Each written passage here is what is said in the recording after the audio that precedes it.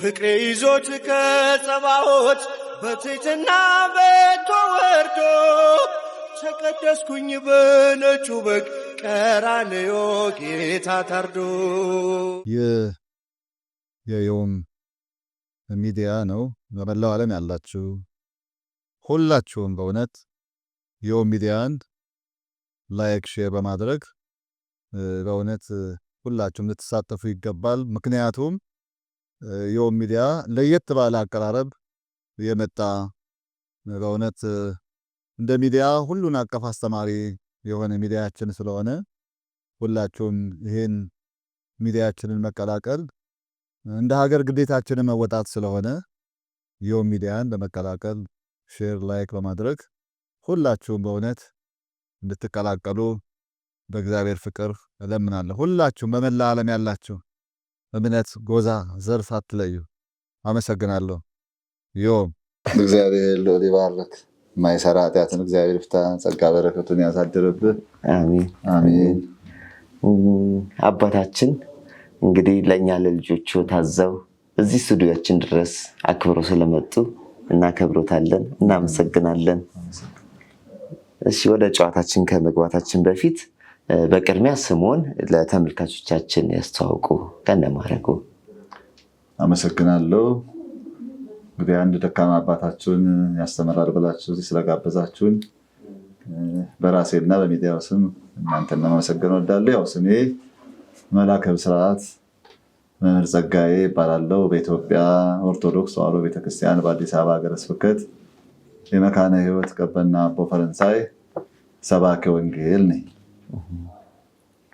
እሺ ወደኋላ ልመልሶትና መቼም ሰው መነሻ አለው።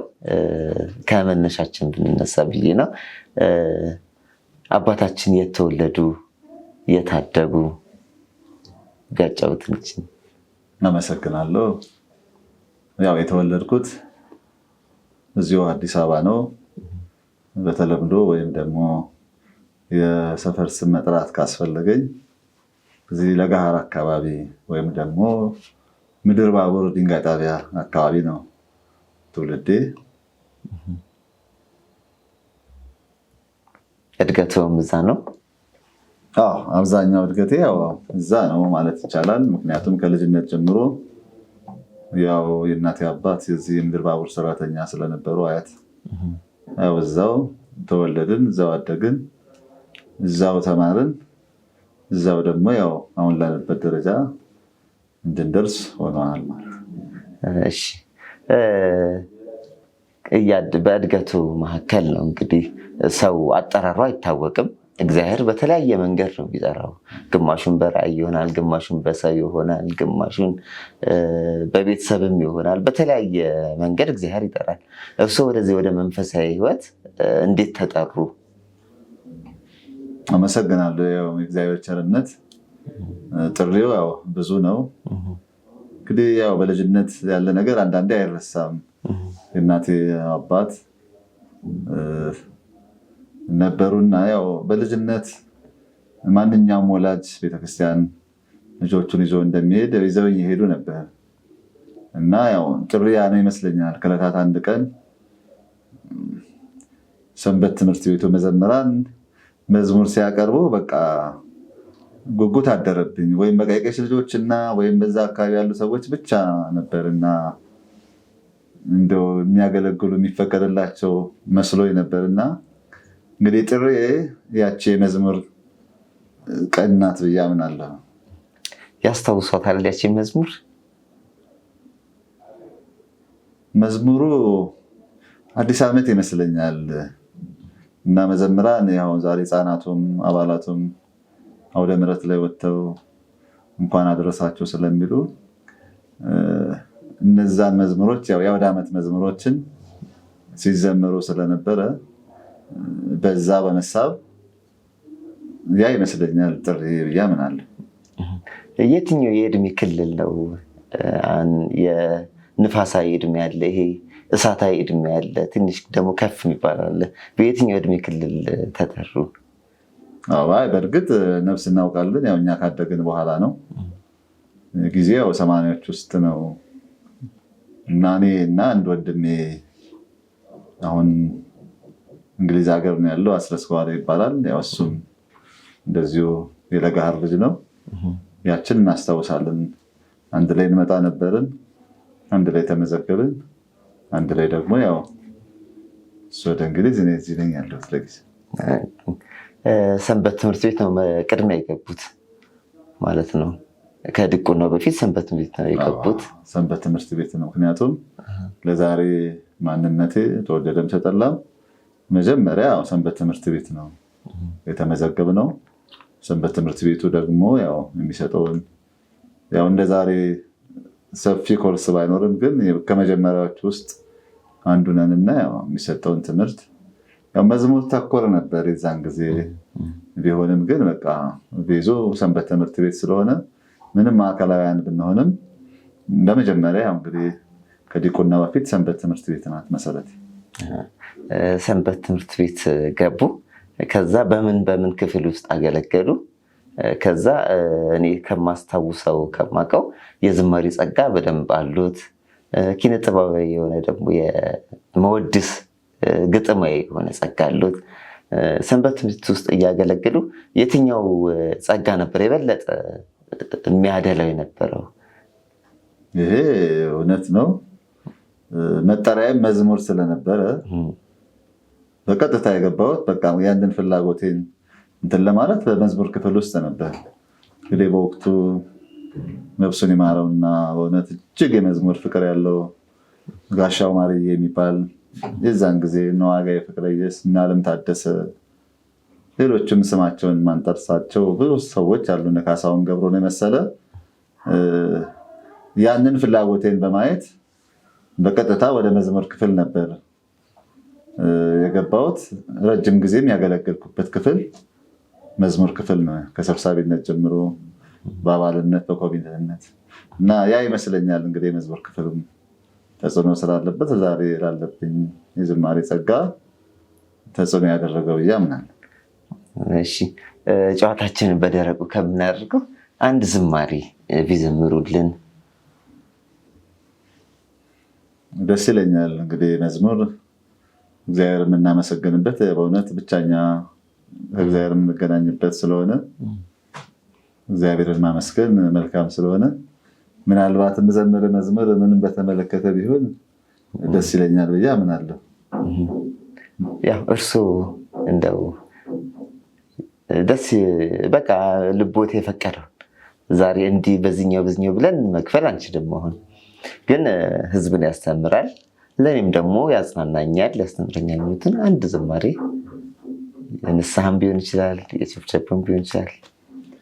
አመሰግናለሁ። ያው እንግዲህ ከቸብቸብ ይልቅ ያው ለንስሐ እደላለሁ። የእግዚአብሔርን ቸርነት የሚናገር ያው ከቀደምቱ ዘማሪያን መካከል አንዱ ዘማሪ ይርማ ያው ሁሉም ያውቀዋልና ይስቦኛል እና ከሱ መዝሙር አንዷን የእግዚአብሔርን ቸርነት የምትናገረውን ብዘምር ደስ ይለኛል። ኑ ተመልከቱልኝ የእግዚአብሔርን ቸርነት። ኑ ተመልከቱልኝ አምላክን ቸርነት። አንደበት የለኝም ስራውን ለማውራት፣ ሰላምና ጤና በልቤ ተሞልቷል። በምን ቋንቋ ላውራው አንደበት ያጥረኛል። በምን ቋንቋ ላውራው ቃላቶች ያጥሩኛል። ሰማይ ጉም ቢመስልም ቀላያት ቢናጉ የጥፋት አጋንንት እጅጉን ቢተጉ እኔን የሚጠብቅ ዓይኑን አይሰውርም እረኛዬ ከኔ ዘወትር አይርቅም እረኛዬ ከኔ ዘወትር አይርቅም ኑ ተመልከቱልኝ የአምላክን ቸርነት አንደበት የለኝም ስራውን ለማውራት ሰላምና ጤና በልቤ ተሞልቷል በምን ቋንቋ ላውራው ቃላቶች አጥሮኛል በምን ቋንቋ ላውራው አንደበት ያጥረኛል የሞት አበጋዞች ተስፋቸው ጨልሟል እግዚአብሔር ሊያድነኝ ካጠገቤ ቆሟል ፍርሃት ከኔ ላይ ጨለማም ተወገድ በጌታዬ ትምክህት እንደ ልቤ ልኑር። ያው ስንኙ በጣም ደስ ይላል፣ ረጅም ነው። ሌላውን ደግሞ ያው ከሚዲያው ማግኘት ስለሚቻል አመሰግናለሁ። እውነት ነው። ዝማሬው በጣም ልብን ይመስጣል። ጥሩ መልእክትም ያለው ደስ የሚል ዝማሬ ነው። ዝማሬ መላእክትን ያሰማልን፣ አጥንትን የሚያለመልምን የመላእክትን ዝማሬ ያሰማልን። በትምህርት ቤት ቆይታው ነበር እየተጨዋወትን የነበረው። አብዛኛውን በመዝሙር ክፍል እንዳገለገሉ ነግረውኛል። ብዙ ጊዜ ወጣቶች በተለይ ከተማ ላይ የተወለዱ ሰዎች ሰንበት ትምህርት ቤት ለመግባት ብዙ አይቸገሩም። ምናልባት ለመጽናት ነው። እርስዎ ሰንበት ትምህርት ቤትም ጸንተዋል። ከዛ ደግሞ ወደ ክህነቱም መጥተዋል። ወደ ክህነት የመጡበትን መንገድ ወይም ያችን ሞመንት ቢያጫውቱ። አመሰግናለሁ። እንግዲህ እግዚአብሔር ካለ የሰው ፍላጎቱ ረጅም ነው፣ ደስ ይላል፣ መልካም ነገር ነው። እንግዲህ ዝማሬ ስንል ቅዳሴም አንዱ የምስጋና ስርዓት ክፍል ነው። ደስ ይላል አብሮ ማለት ነው። ዜማዎቹ ከዚህ አንግል ምንድነው ያደረግነው? የቃል ትምህርት በወቅቱ ይሰጥ ስለነበረ አሁን በተለምዶ መጠለያ 8 የምንለው አባ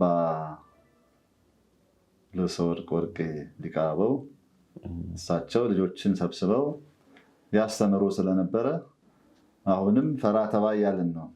ለምንድን ነው የማንማረው? ምክንያቱም አንደኛ የሰንበት ትምህርት ቤትን መርሃ ግብር የሚጋፋ ስላልሆነ፣ ሁለተኛ ቃል ትምህርት ከመርሃ ግብር ከማታው ሰርክ ጉባኤ ወይም ከ12 ሰዓት በኋላ ይሰጥ ስለነበረ እኛም እንደ ማንኛውም ተማሪ ጀመርን ማለት ነው።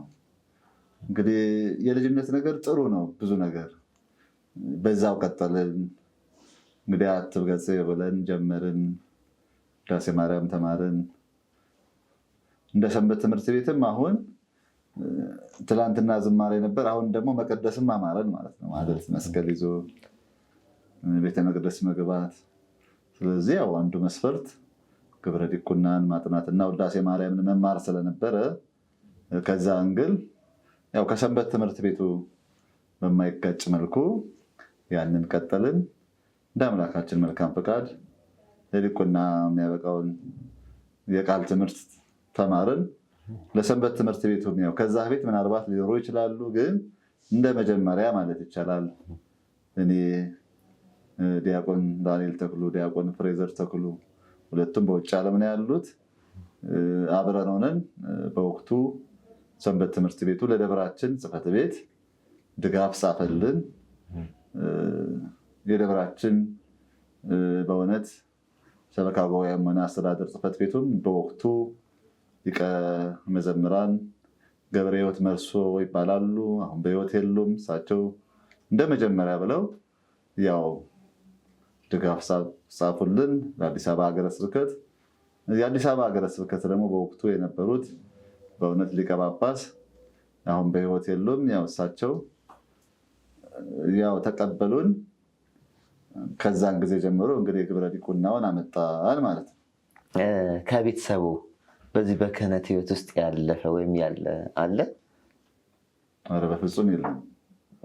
ስለዚህ በቃ የእግዚአብሔር ፍቃድ በልቦ አድሮ ነው ለማንም የቤተሰብም ግፊት ሳይኖር ወይም ምሳሌ ሳይኖር እርሱ በፍላጎት ነው የገቡት ማለት ነው።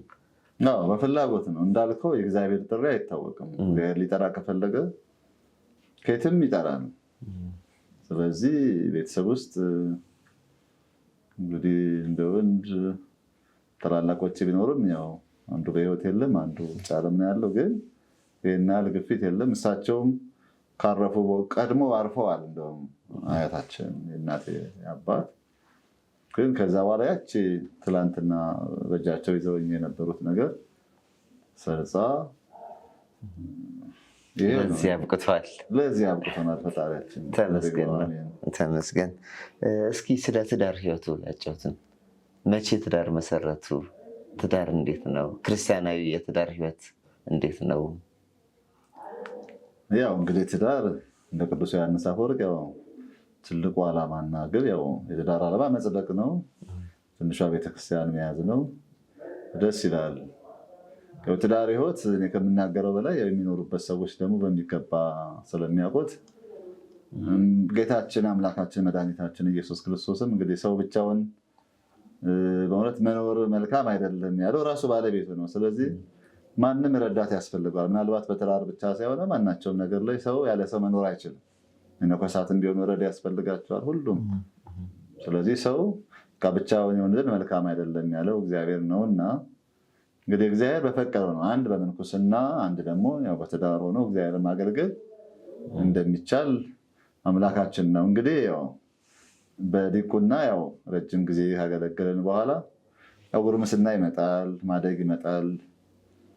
እንደ ገጠሩ ቤተክርስቲያን ቢሆን እንደውም ሕግ ገቡ ይላሉ አዲስ አበባ ላይ እድሜ ገደብ የለውም እንጂ ምክንያቱም በቃ ሰው የበለጠ እንዲያገለግል ክህነት እንዲቀጥል ነው። ከዚህ አንግል እንደ ማንኛውም ሰው የትዳር አጋራችንን የሚያገኘነው በዚች ሰንበት ትምህርት ቤት ነው ማለት ነው። ስለዚህ ሰንበት ትምህርት ቤት ባለውለታችን ናት። እንደ አምላካችን መልካም ፈቃድ በእውነት የሚመሰከርላት ጥሩ የትዳር አጋር አለችን። እግዚአብሔር ይመስገን። በዚህ አጋጣሚ ያው እንግዲህ ብትከበርም ባከብራትም ስራዋ ነው እና እግዚአብሔር ያክብራት። ትዳር እንግዲህ የመሰረትኩት በ19 ቀደም ብያለሁ 96 ዓመተ ምህረት ነው። ያው በጥሩ ጊዜ ማለት ነው። በደጉ ጊዜ እንበለው በዛን ጊዜ ነው የመሰረትኩት። እግዚአብሔር የተመሰገነ ይሁን። እንግዲህ እነ ሰለሞን ዮሐንስ የመሰለ ሚዜዎች ነበሩ በዛን ሰዓት።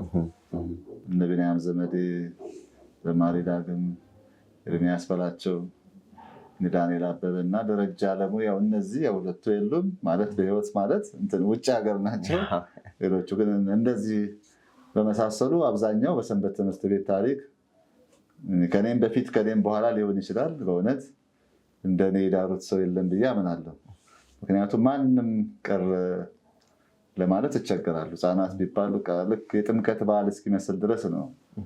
ውጭም አልነበረም፣ አውደ ምሕረት ላይ ነው የኔ ትዳር የነበረው እና ይህን አጋጣሚ እንደ ሰንበት ትምህርት ቤት ሆኜ ሳስበው ሰንበት ትምህርት ቤቴ ባለውለታዬ ድራ ኩላ ያበቃችኝ ለዚህ እናት ወለደ ብርሃን ሰንበት ትምህርት ስለሆነ ሁልጊዜም ውለታዋን አልረሳም በዚህ አጋጣሚ።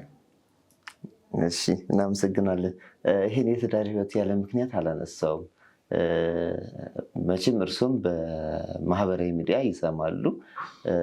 አሁን ላይ አንድ የመጣ ወረርሽኝ አለ።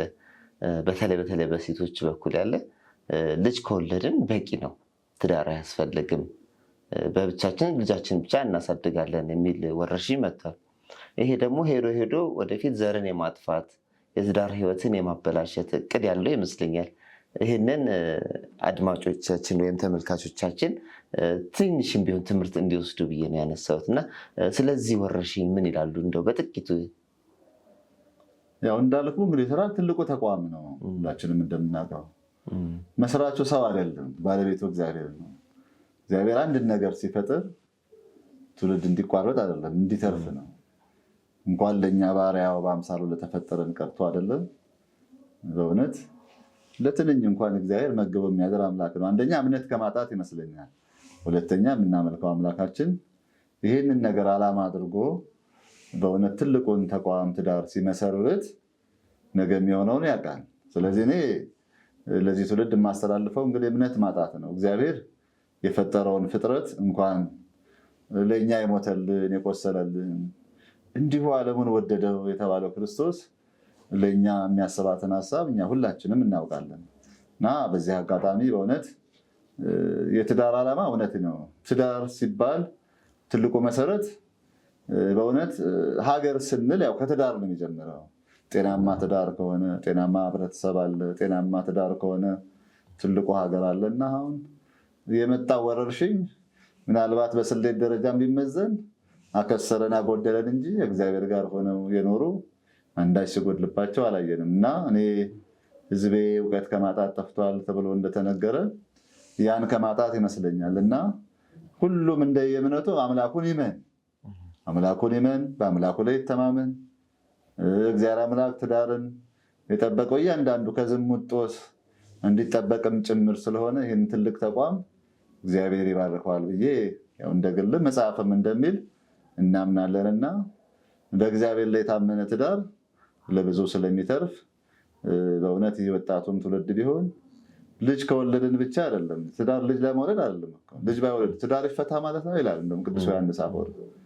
አሁን የትዳርን ዓላማ ዘር መተካት ነው ካልን ያው ሁለቱም መውለድ እየቻሉ ልጅ ባይወልዱ ትዳር ይፈታ ከባድ ነው። ስለዚህ የትዳር ዓላማ ልጅ መውለድ አይደለም ማለት ነው። ሲጀመር የትዳር ዓላማ እንደ ዮሐንስ አፈወርቅ መጽደቅ ነው የሚለው። ለመጽደቅ ደግሞ የኛ ቤተክርስቲያን ደስ የሚል ስርዓት አለች። መከነች፣ ሰነፈች፣ አጣች፣ ዳየች ብዬ ላልተዋት እግዚአብሔርና ኦርቶዶክሳዊት በሆነች ቤተክርስቲያን ፊት ቃል እገባለሁ ነው። ስለዚህ የትዳር ዓላማ ያው ልክ ነው። ዘር አንዱ ዘርፍ ሊሆናል እንጂ ዘር ግን መተካት የትዳር መሰረት አይደለም። የትዳር ዓላማ ምንድነው ትለኝ እንደሆነ ይላል ቅዱስ ዮሐንስ አፈወርቅ መጽደቅ ነው ይላልና ይህንን ያለመገንዘብ ይመስለኛል ብዬ አምናለሁ። አመሰግናለሁ። ጥሩ መልዕክት አስተላልፏል በትዳር ዙሪያ። እንግዲህ መስማትን የሚፈልግ ቢኖር ወይም ጆሮ ያለው ቢኖር መስማትን ይስማ ይላልና ቅዱስ መጽሐፍ። እንግዲህ መስማትን ይስማ እንደሚለው ጆሮ ያለው ይስማ ያስተውል እንላለን። እኛም በትዳር ህይወቱ ልጆች አፍርተዋል። ባልሳሳት እንደውም አንደኛው ልጁ ቂርቆስ የሚል ስያሜን አግኝቷል። ስንት ልጆች አፈሩ? ቂርቆስስ ለምን እንዴት ሊሉ ቻሉ? ምክንያት ይኖሩ ይሆን? አመሰግናለሁ። አሁንም ጥሩ ጥያቄዎች ስለሆኑ እግዚአብሔር የተመሰገነ ይሁን። እንግዲህ ያው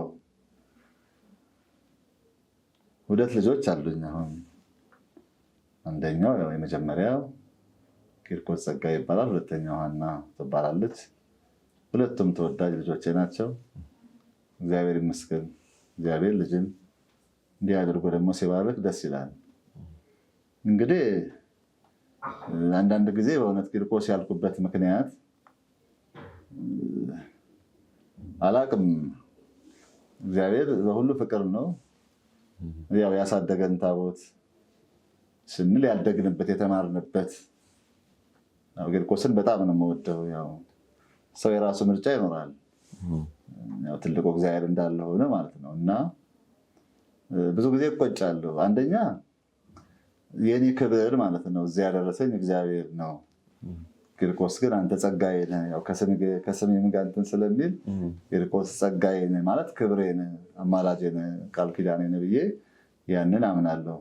ሁለተኛ እቆጫለሁ። ለምንድን ነው የቂርቆስ ስም አይጠራው የሚል ምናልባት ለምሳሌ ዮሐንስ ይባላል። ዛሬ ዕለቱ ዮሐንስ ነው፣ ወንጌላዊ ነው። ሰው በባለቤቱም ስም ይጠራል። እግዚአብሔር ደግሞ ለቅዱሳን የሚገባው ሱታፌ ቃል ኪዳን አለ። አንዱ ደግሞ ያው ልጁን አይደል በቅዱሳኑ ስም የሰየመ ይላል አይደል መጽሐፋችንን። የማይጠፋ ስም ይሰጣቸዋል እና እግዚአብሔር ከዛ አንግል ቂርቆስ ያልኩበት እንደ ቂርቆስን በከፊል ያስተዋወቅኩት እየመሰለኝ ነው። ቂርቆስ ምንድነው ሲባል ነው ብዙ ጊዜ ያው ክፍለ ከተማ ይመስላችኋል ቂርቆስ እና ግን ምንድነው ይጠራል። ለምሳሌ እስጢፋኖስ ይባላል ከሰማዕታት፣ መርቆሬዎስ ይባላል። እንዴት አንዳንድ ሰው እንዴት ቂርቆስ ስላለ ሊል ይችላል፣ ግን ይባላል። ምንም ችግር የለም። በባለቤት ስም ሰው ይጠራል። የማይችለውን እንኳን አዶናይ ይባላል። የተቃወምኩ አይደለም በነገራችን ላይ እና ስለዚህ ቂርቆስ ስንል ያው እኔ ካለኝ ፍቅር አንግል ነው፣ ሌላ ምንም ምክንያት የለኝም። ስለምወደው ታቦቱን አምላካችን እግዚአብሔር ደግሞ ያው ከዛ አንግል ስለሆነ እሱን ከማስተዋወቅ አንግል ነው። እግዚአብሔር ሰማዕቱ ራሱ በእውነት እግዚአብሔር ያከበረው ነው። ቢሆኑም ግን ከኔ ካለኝ ፍቅር የተነሳ ያው ቂርቆስ ብዬዋለሁ። ብዙ ጊዜ ያው ከፍቅር የተነሳ ነው ለልጅም ስያሜ የሚሰጠው። ለልጅ አልፎ እኮ ለራስም ቅጥያ ስም ይሰጣል ከፍቅር የተነሳና የፍቅሮትን መግለጫ ነው ማለት ነው። መሀል ላይ የበቃሁት ለክብር በእርሱ ስለሆነ የሚል ቃል አንስተው እና ይችን ሲሉ አንድ ትዝ ያለኝ ነገር አለ። አብዛኛውን ጊዜ የሚታወቁበት እርሱ በተለይ በምርቃት ቦታ ደስታ ባለበት ቦታ የሚዘምሯት አንድ መዝሙር አለች፣ የበቃሁት ለክብር። እስኪ ቢዱልን።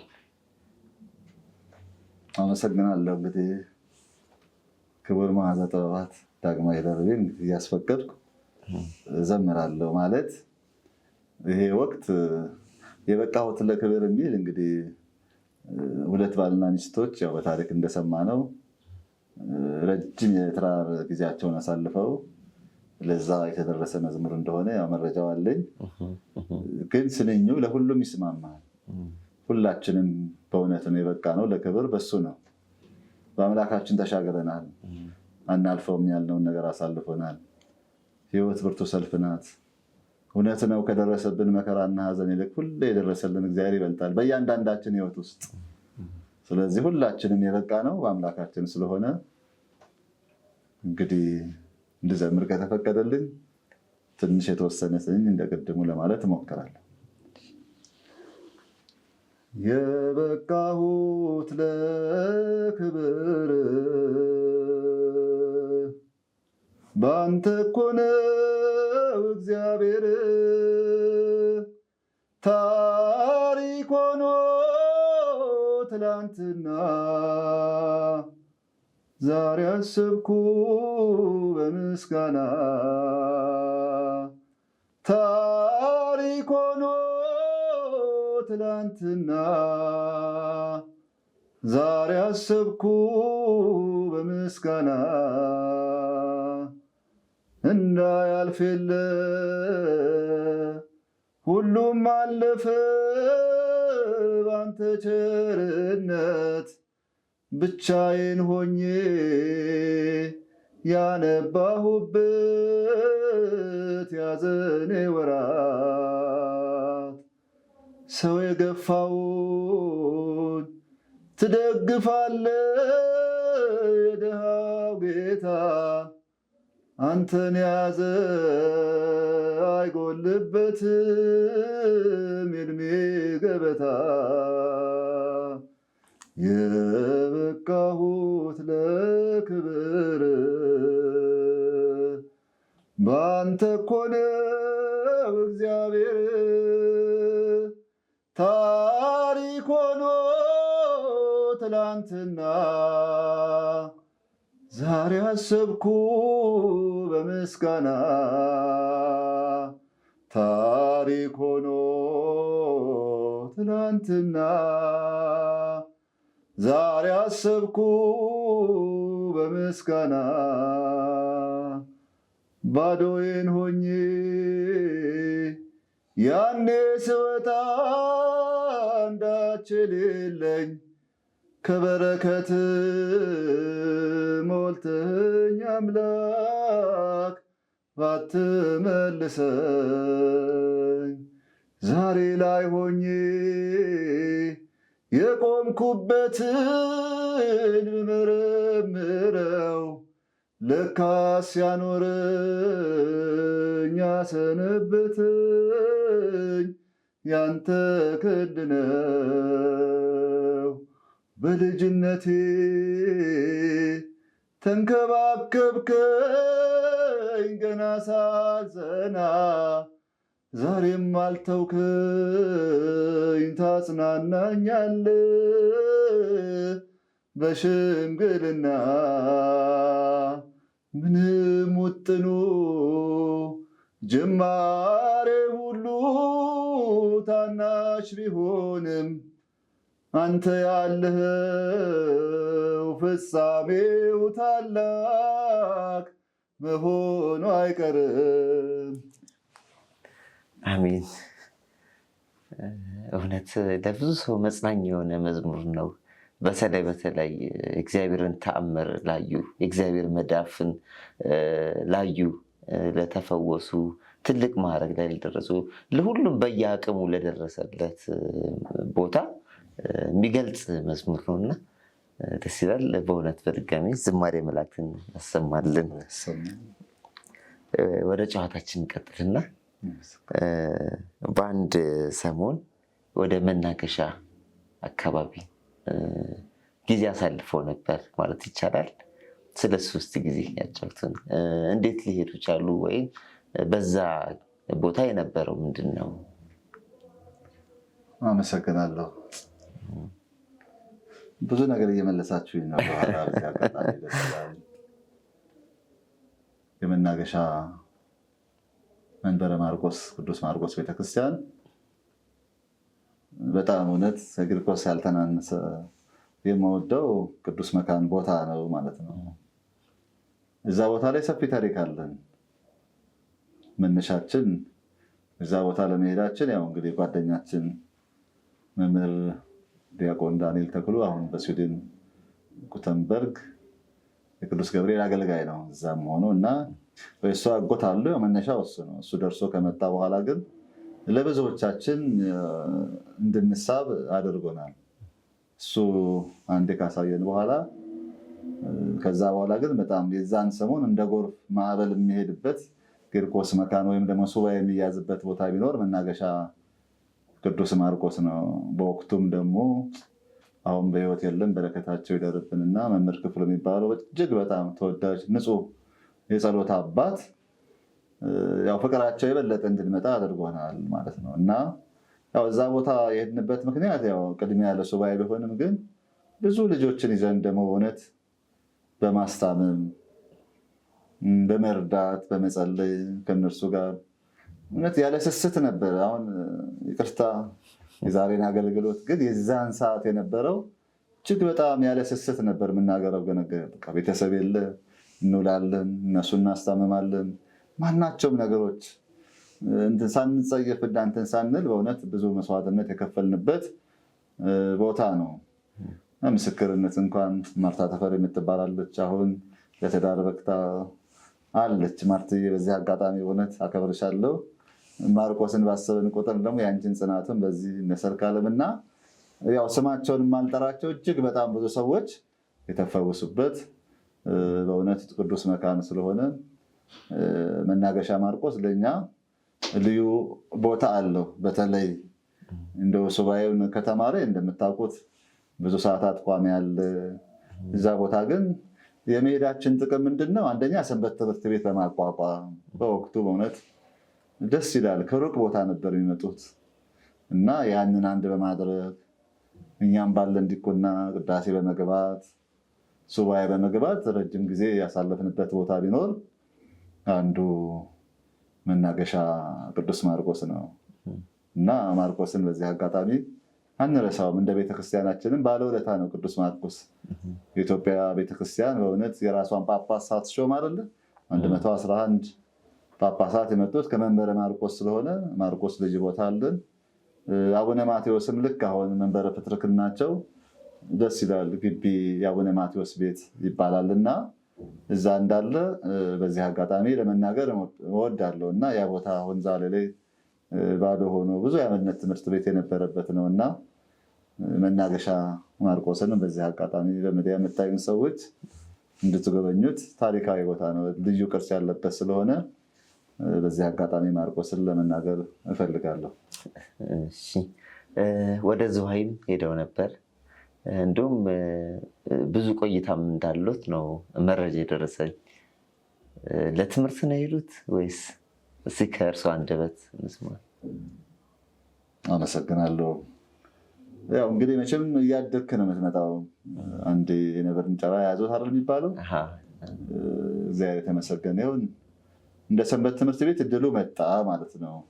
የሰንበት ትምህርት ቤት ሰልጣኞች እንዲሰለጥኑ በአዲስ አበባ ሀገረ ስብከት እድሉ ሲመጣ የዛን ሰዓት ያው ዲቁና እንዳለ ሆኖ ሰንበት ትምህርት ቤት በእውነት ካሉት አባላት እንግዲህ ፍላጎትም ታይቶ ሊሆን ይችላል። በወቅቱ እኔ ነበር የተመረጥኩት ማለት ነው እና የሰንበት ትምህርት ቤት ማደራጃ ነበር ኮርሱን ያዘጋጀው። ያው ዝዋይ ሐመረ ብርሃን ቅዱስ ገብርኤል ገዳም የሚሄዱን እድል አግኝቻለሁ። እዛም የመማር ኮርስ የመሰለጠን አጋጣሚ አግኝቻለሁ። እንደውም ለዛሬ ማህበረ ቅዱሳን መስረት አንዱ የዛ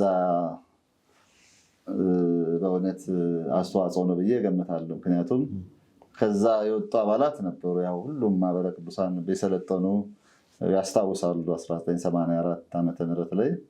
ስለዚህ ከዛ አንዱ እኔም ነበርኩበትና እንደ አምላካችን መልካም ፈቃድ ያው ኮርሱን አጠናቀን ከተመረቅን በኋላ ያው እኔ ትንሽ የመቅረት አዝማሚያ አሳይቼ ነበር። ማለት በኋላ ቤተሰብ ነው ያው እንግዲህ እናት በጣም ደካማ ናት። ያው እንደ ማንኛውም ህብረተሰብ ከዝቅተኛ ቤተሰብ ነው። ከአባታችን ሞት በኋላ ያው ብዙ ነገሮችን ያሳለፈች እናታችን ስለሆነች እንዴት በሚል ያው የእናት ፍቅር ስላለ ነው። እዛው የበለጠ በአብነት ትምህርትም ቀጥሎ ለማጠናከር ነበር። አሁን እዛ ድረስ መጣ። እንግዲህ በወቅቱ የነበሩት እንግዲህ መጋቢ በእውነት የዛሬው ብፁዕ አቡነ ጎርጎርዮስ ካላዬ ማለት ነው የሸዋ የምስራቅ ሊቀ ጳጳስ የሆኑት የዛን ሰዓት ያው እንግዲህ እናት እያለቀሱ ለአንተ ምጥብ አይደለም በሚል ነገሮች እንትን አሉ። ያው በመሀል ደግሞ ወደዚህ መጣው። ያው ነገሮች አልተስተካከሉ ማለት ነው እና ለዝዋይም ትልቅ ቦታ አለን። ትንሽ የመስበክ እንደዚህ ሰንበት ትምህርት ቤት እንዳለ ሆነው ግን የበለጠ ደግሞ እንድጠናከር ያደረገን ዝዋይ ሐመረ ብርሃን ቅዱስ ገብርኤል ገዳም ነው የሚል ሀሳብ አለ። እንግዲህ እግዚአብሔር የፈቀደው ነው ሁሌም የሚሆነው የሆነው። ብዙ ጊዜ በሰዎች አንደበት በተለይ እርስዎ ሲነሱ የትሩፋት አገልግሎት በሰፊው ይነሳል። ብዙ ሰዎች አንደበት ላይ ከማመስገን ጭምር ነው የሚያነሱት። ብዙ ሰዎች ትሩፋት አገልግሎት አሁን ወደ ቅጥር ከመግባቱ በፊት አብዛኛውን ዘመኑ በትሩፋት አገልግሎት ነው ያለፉት። ስለሱ የተወሰነ ይነግሩናል። ከዛ ጋር የተያያዘ ደግሞ በተለይ የታመሙትን በመጎብኘትና በማጽናናት ስሙ በደንብ ነው የሚነሳው። ስለሱ እስቲ አጫውቱን። አመሰግናለሁ። አሁን የተለየ ነገር እንዲነሳ ምንም የተለየ ነገር አድርጌ አይደለም ማለት እንደ ማንኛውም ሰው የትህትናም አይደለም። መጽሐፍ ግን እንደሚል በእውነት ልናደርግ የሚገባንን አድርገናል በሉ ካለ በኋላ የማንጠቅም ባሪያዎች ነን ሁላችንም። ስለዚህ የምናደርገው እግዚአብሔር ጤና ስለሰጠን ነው። አንዳንድ ጊዜ የጤናን ችግር እውነት እኛን ተነፍሳለን ወይ ሆስፒታል በኦክሲጅን ያሉትን ስናይ የጎደለብን ነገር ነው ብዙ ጊዜ የሚታየን እንጂ ጤና ትልቅ ሀብት ነው እና እግዚአብሔር ጤና ከሰጠን ተርፎ ከሚሰራው ዕድሜ ብናገለግለው መጽሐፍ አሁንም የሚለው የምታገለግሉት ጌታ ኢየሱስ ክርስቶስን ነው ይላል። ስለዚህ ባለቤቱ ዝቅ ብሎ እውነት የእኛ ነገር ካጠበ መራቅ መተፋት እርቃን መሆኑን ካሳየን ትምህርት ዓላማ ወይም ደግሞ መማር ክርስቶስን መምሰል ከሆነ መጽሐፍ እንደሚል እኔን ምሰሉ ነውና ከሱ የመጣ እንጂ ከኛ የሆነ ምንም ነገር የለም። የሚያኮራራ ምንም ነገር የለም። ምናልባት ጥቂቷን አድርገን ሊሆን ይችላል፣ ሰዎች ያንን አጋንነውት ሊሆን ይችላል እንጂ እኛ እንደ ክርስትና እውነት ብዙ ያልሰራን ሰዎች ነንና ይህን ያህል እንደው ባይወራ ጥሩ ነው። ዞሮ ዞሮ ምንድን ነው በቃ ሰው ክርስቶስን ካወቀ ከዚህም በላይ አባቶቻችን ስለ ክርስቶስ ሕይወታቸውን ነፍሳቸውን ከሰጡ እኛ ደግሞ ጥቂቷን አገልግሎት ብናገለግል በረከቱ ለኛ ነው ለማለት ነው። እና ይሄን ያህል እንደው እባክህ ብዙ ባይጋነንብኝ ደስ ይለኛል። ይሄን ያነሳሁት ለማጋነንም አይደለም፣ ለሌላ ውዳሴ ከንቱነትም እንዲሰማ አይደለም። ነገር ግን ብዙ ጊዜ በተለይ በዓለማውያን ሰዎች ዘንድ የአባቶች ስራ ብዙ ጊዜ አይታወቅም እና ቢያንስ ቢማሩ አባቶች ይህንን ይሰራሉ የሚለውን ቢታወቅ ከሚል ነው። ምሳሌ እንዲሆን፣ አራያ እንዲሆን፣ የአባቶች ክብር እንዲገለጽ ከመፈለግ የተነሳ ነው እና ለዛ ነው ይህንን ያነሳሁት። በዚሁ በማያያዝ በህመም ቦታ ላይ ወይም ታማሚ በማስታመም ሁኔታ ላይ ሆስፒታል ድረስ ሄደው ያስታምማሉ። ይህንን እናውቃለን። እንደው እግዚአብሔር ያሳየኝ ልዩ ታምር አለ የሚሉበት ጊዜ ነበር ወይም ሰው ነበር? የሚያስታውሱት አንዷን አጋጣሚ የእግዚአብሔር ታምር በእውነት አስደንቆኛል። ምናልባት በሰው ይሞታልም ተብሎ ሊሆን ይችላል የተፈወሰው፣ ለየት ያለ ታምርም ሊሆን ይችላል እንደው ካጋጠሙት። አመሰግናለሁ።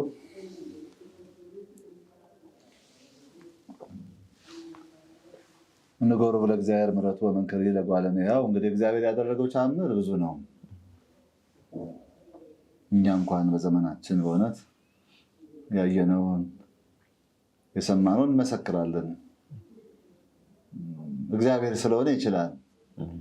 እምነት ማለት ለእግዚአብሔር የሚሳነው ነገር የለም ብሎ ማመንስም ስለሆነ እና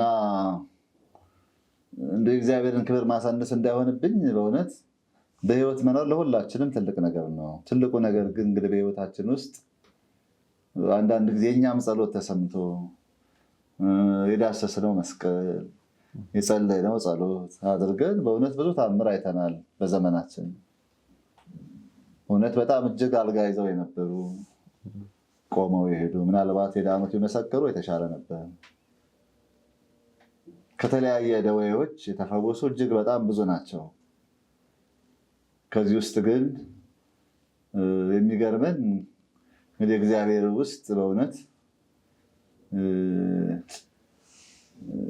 ባላወቀችው ምክንያት ማለት ነው እንግዲህ አይኗ የታወረ ሰው ነበር ማለት ነው። ሕክምና እንዳለ ሆኖ እኛ ሕክምናን እናከብራለን። ግን እንግዲህ እግዚአብሔርም ሰዓት ይመስለኛል ከእሷ ጋር በጸበል ያሳለፍንባቸውን ጊዜዎች አይተን ስናስታውስ አሁን ድረስ ይገርምናል ማለት ነው። እና አምላካችን ፈቃዱ ሆኖ ያችን ልጅ በእውነት አይኗ ሲበራ እንግዲህ በወቅቱ የነበርን ሰዎች ስለሆነ ይህንን አስታውሳለሁ በልዩነት ማለት ነው እንጂ የእግዚአብሔር ስራ ዛሬም ነገም ይሰራል። ከዚህ ውጭ ተስፋ ቆርጠው እውነት ልጃቸው ጸበል ጠጥተው አንዱ ተአምር ስለሆነ አንዳንድ ጊዜ ያው እግዚአብሔር ከሳይንስም በላይ ነው። ስለዚህ ይህንን ነገር ያየንበት ስለሆነ የእግዚአብሔር ምሕረት እጅግ በጣም ይደንቀናል ማለት ነው። ሩቅ ሳንሄድ በቃ በራሳችን ህይወት ውስጥም በቃ እኛም እንደ ሰዎች ነንና ኤልያስ እንደኛ ሰው ነበር የሚለው እንደምንታመመው ይታመማል። ስለዚህ እኛም ብዙ ታመን እንደው አንዳንድ ጊዜ ተስፋ ተቆርጦብንም በነበረበት ሰዓት እግዚአብሔር እጅ እውነት ነው ትክክለኛ ምርጫ ነው። ሚዲያው የእግዚአብሔር መዳፍ እኛን ሲታደገን አይተናል በህይወታችን። ሩቅ ሳንሄድ እኔ ራሴ ምስክር ነኝ ለማለት ነው። እሺ፣ በዚሁ አያይዘው በአንድ ወቅት የስጋ እህቶም ታማ ነበርና እስቲ እሱን ጊዜ ያጫውቱን። አዎ፣ ይሄ ጊዜ ያስደንቃልም ያሳዝናልም እውነት ያስለቅሳልም። በእውነት አንዳንድ ጊዜ ዛሬ አልፎ እንዲህ ስናወራው ስንጫወተው ከባድ ዘመን ነው። እንግዲህ ያ ዘመን እጅግ ከባድ ነው ለእኛ ቤተሰብ ማለት ነው። እናት በችግር ላይ ያለችው ነፍሱን ይማረዋን ታላቅ ወንድም ህመም ላይ ያለው እኔም የማገባበት ሰሞን የነበረበት ሰዓት ስለሆነ በጣም ጭንቀት ነው። እስቲ በቃ ፋይናሊ ያበቃለት ተቆረጠለት። ምናልባት እቴ ስለሆነች አይደለም የምናገረው የእግዚአብሔርን መዳፍ የእግዚአብሔርን እጅ ስለሆነ እያወራን ያለ ነው። በትምህርትነቱ ከጠቀመ በጣም እጅግ ጥሩ አስተማሪ ነው። ግን እቴ የኔ ታላቅ ናት። ያው ተያያዥ ህመሞች ቢኖርባትም ግን ያው የኤችአይቪ ተጠቂ ነበረች። የዛን ሰሞን ነው የምላችሁ እንግዲህ አስፈሪ በሆነበት ሰዓት ሰዎች ያው እንደ ክፈው የሚታይበት ሰዓት ዛሬ እንዲህ ልንለምደው ማለት ነው።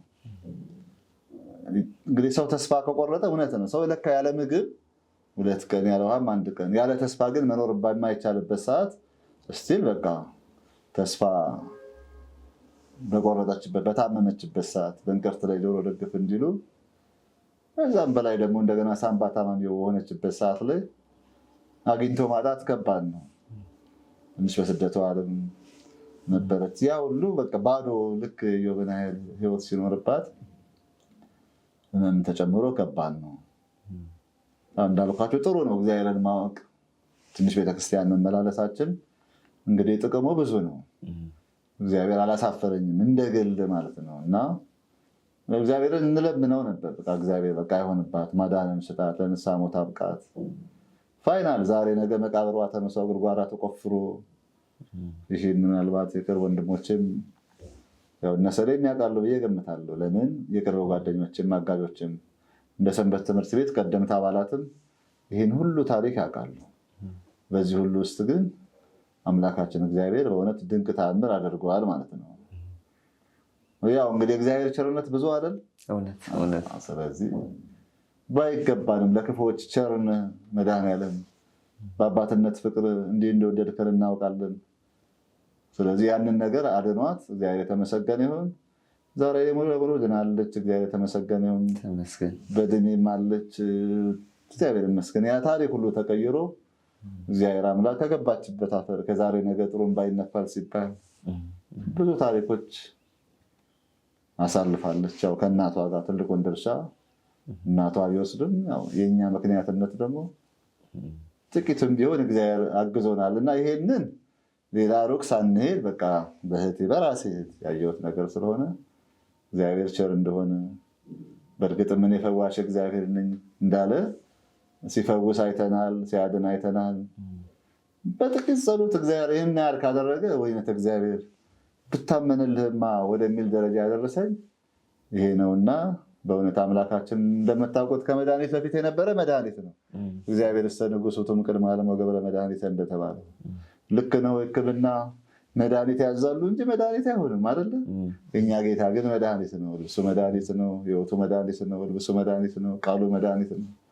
የሚያዙት መድኃኒት እንኳን የሕክምና ባለሙያዎች የጊዜ ኤክስፓየር ዴት አለው። የክርስቶስ ግን እስከ ዘላለም ስለሆነ በጣም ካመመን አይደለ የኛ ሐኪሞች አልጋ ያዝ ነው የሚሉን። ክርስቶስ ግን በተለያየ አልጋህን ተሸክመ ሄድ ሲል እሱንም ለማየት ሞክረናልና እግዚአብሔር ምን ይባላል? እንደው ይህንን በመዝሙር ግለጹ ይባል የሚገልጹበት መዝሙር ይኖራል?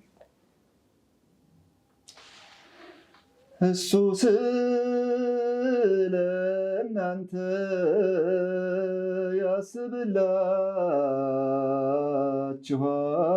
ያስብላችኋል፣ በማዳን እሽታው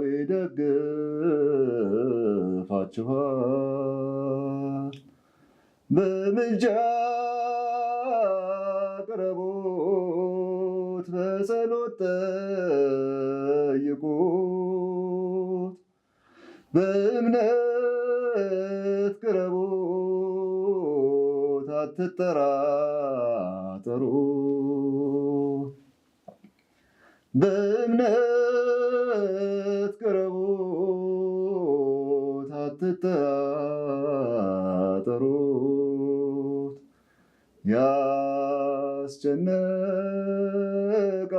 ያስጨነቃችሁን በጌታ ላይ ጣሉት፣ ያስጨነቃችሁን በእግዚአብሔር ላይ ጣሉት። እግዚአብሔር መልካም ነው ስለ ተስፋ ቃሉ፣ እግዚአብሔር መልካም ነው ስለ ተስፋ ቃሉ። የሥጋ በሽታ ደዌ ያጠቃችው፣ የመንፈስ መንፈስ መታወክ ጭንቀት ያለባቸው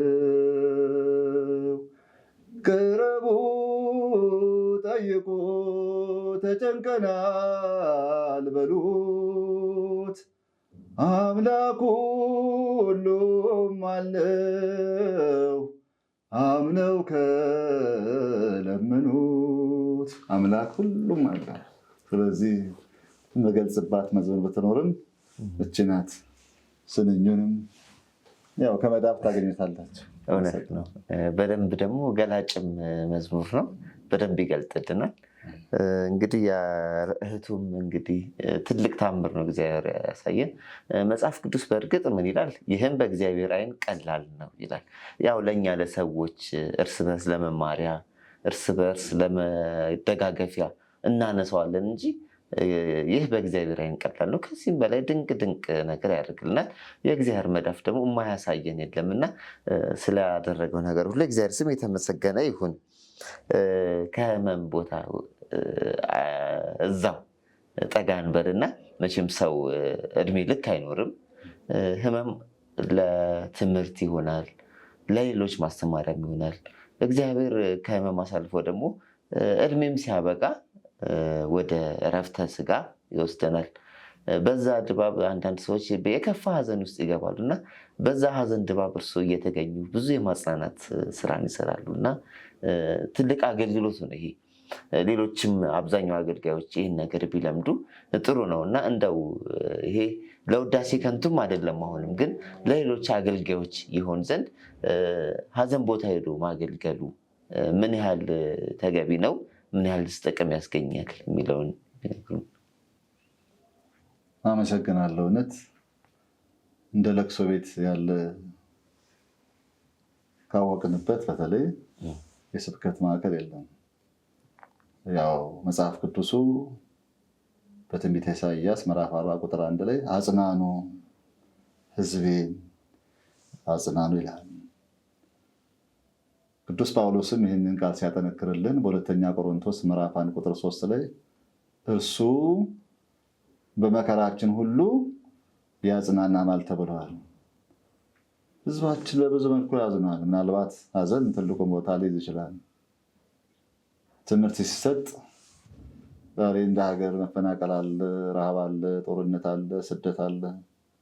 ሰው ራሱን እውነት የወደደበት ጊዜ ቢኖር ይሄ ያለንበት ዘመን ነው። በዚህ ላይ ደግሞ ሞት እንደ ማንኛውም ያው የተፈጥሮ ግዴታችን ቢሆንም ሰው ልቡ ይሰበራል። አመጣጡ እንጂ ሞት ለሁላችንም ያለ የሚኖር ነው። ግን በለቅሶ ቤት አንዳንድ ጊዜ እውነት በስብከት ጠርተን የማናገኘውን ህዝብ እናገኛለን። እድር አለ፣ ማህበራዊ ኑሮ አለ፣ ቤተዘመድ አለ፣ ሰዎች አሉ እና ይሰበሰባሉ። ከትልቅ ባለስልጣን እኛን ተምሮ እስከ ሁሉም ያካተተ ስለሆነ ትልቅ የስብከት ማዕከላችን የሚኖር ለቅሶ ቤት ነው። እውነት ነው።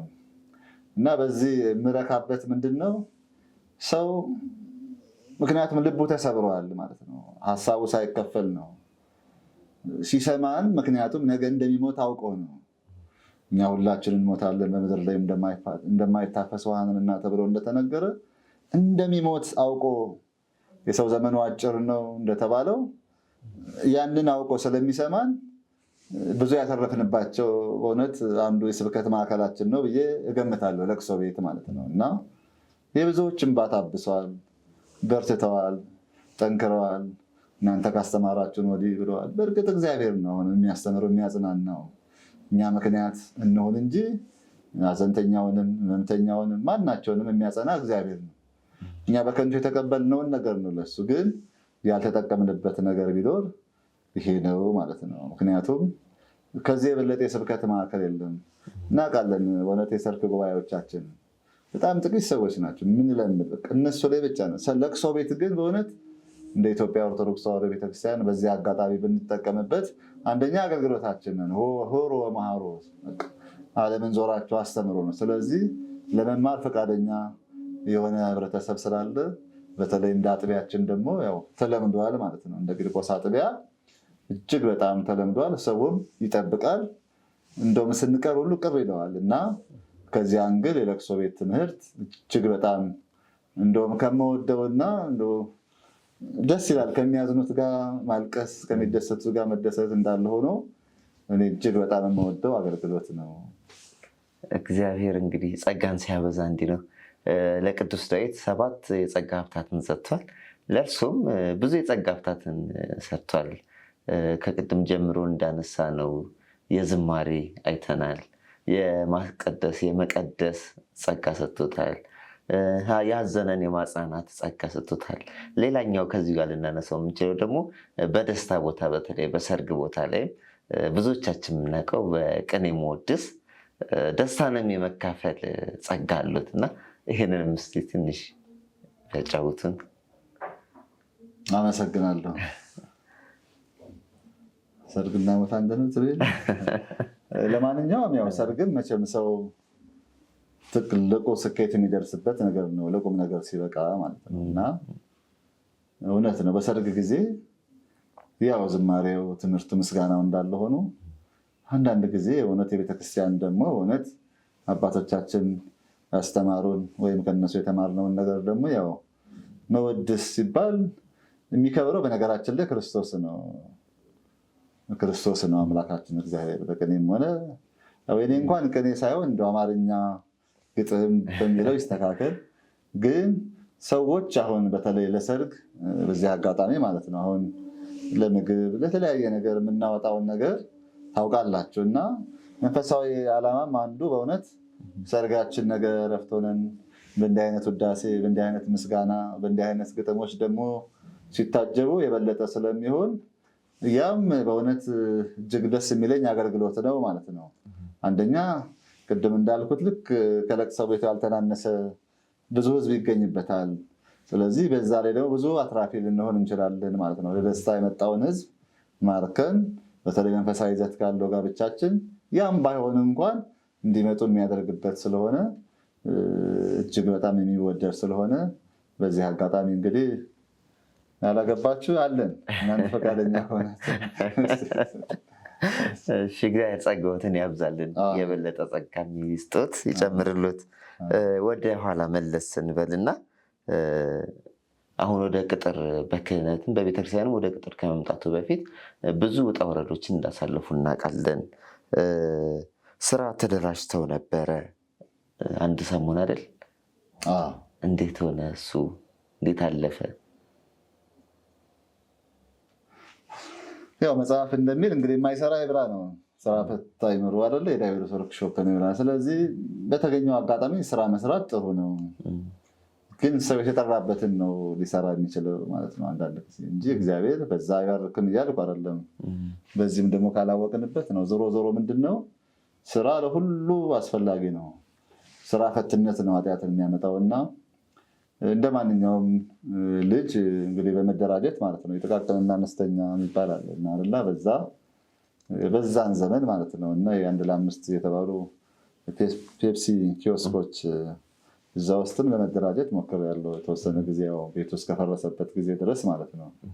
እና ያንን ያው ስራ ሰርቻለሁ ማለት ነው። ከዛም ውጭ እንደ ግለሰብ እግዚአብሔር ይመስገን ነፍሳቸውን ይማር። በዚህ አጋጣሚ ፊታውራሪ አቶ ከበደ ሰረሳ በእውነት እጅግ በጣም ተወዳጅ የስራ አባት ናቸው። እዚሁ ጥምቀተ ባህር አካባቢ ናቸው እና ያው ከዛ ስራ መፍታታችንን ያየው ቤተሰብ እግዚአብሔር ይመስገን እነሱ ምክንያት ሆነን እንደውም የሰንበት ትምህርታችን አባል የነበረች ትዕግስት ከበደ ከእነሱ ድርጅት ነበራቸው እና ከሙያም አንግል አሁን የአልሙኒየም ገጠማ መስታወት መቁረጫው እንዳቅማችን ቅዱስ ጳውሎስ ድንኳን ይሰፋ አልነበረ?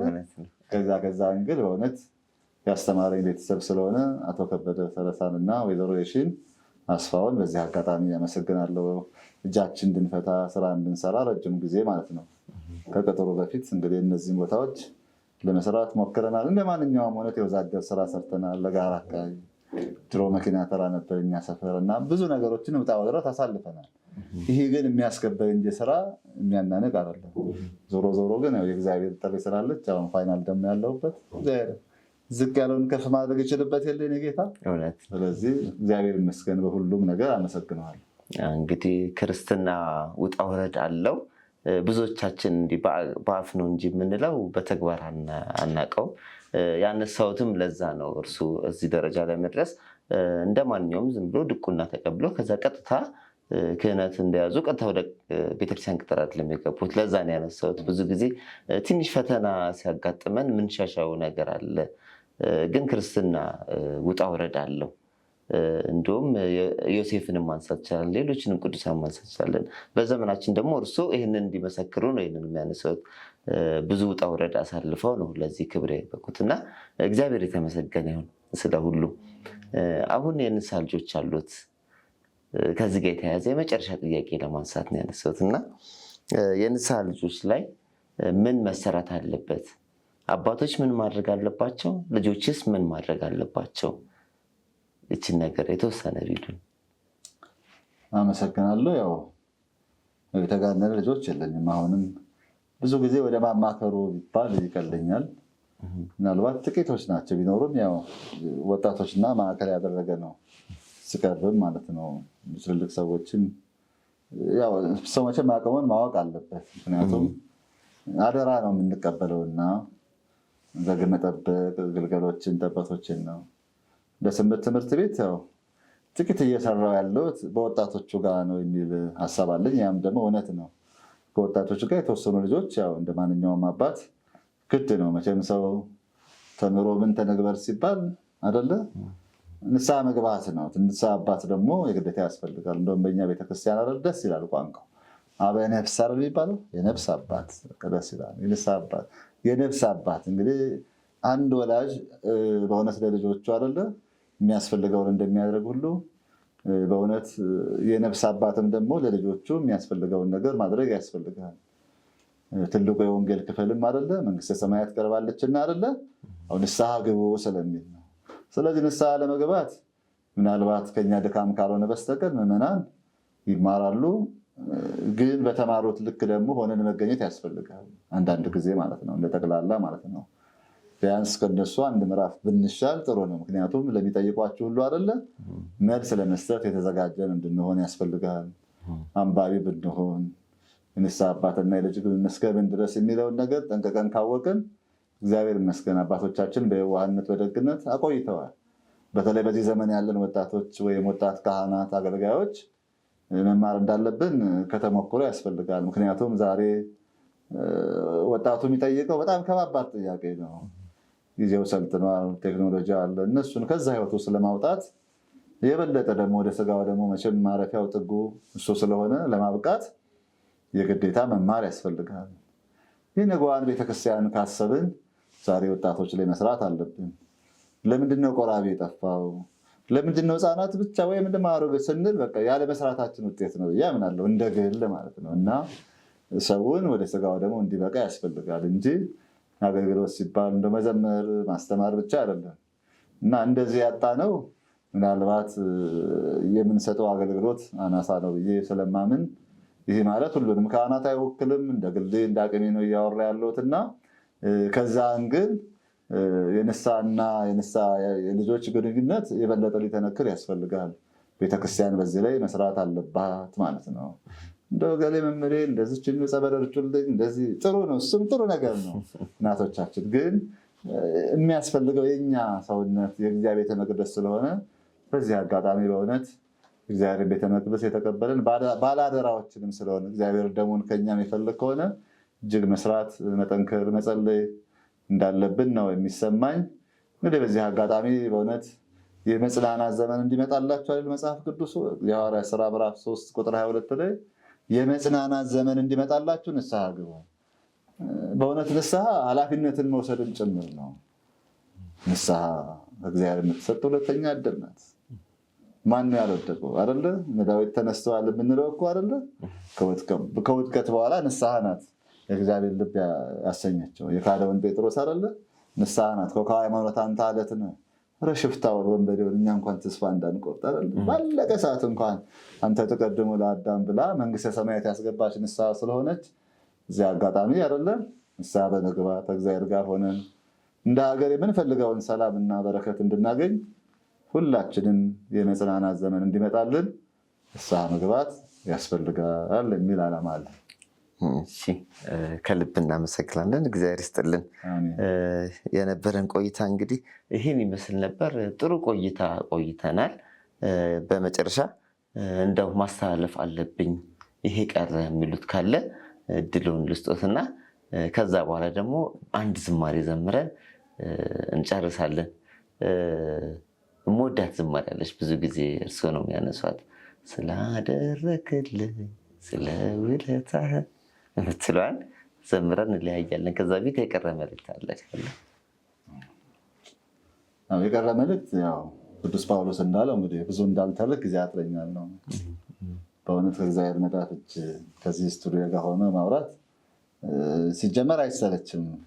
በጣም ደስ የሚል ነው። አንደኛ በእውነት ደካማ ወንድማችሁን አባታችሁን ባልመጥንም እዚህ ቦታ መጥቼ ጥቂት ያስተምራል ብላችሁ ደግሞ ስለጋበዛችሁኝ ስለጠራችሁኝ እግዚአብሔር መዳፍና ባልደረቦቻችሁን ሁሉ በእግዚአብሔር ስም በእውነት ትልቅ አክብሮት አለኝ።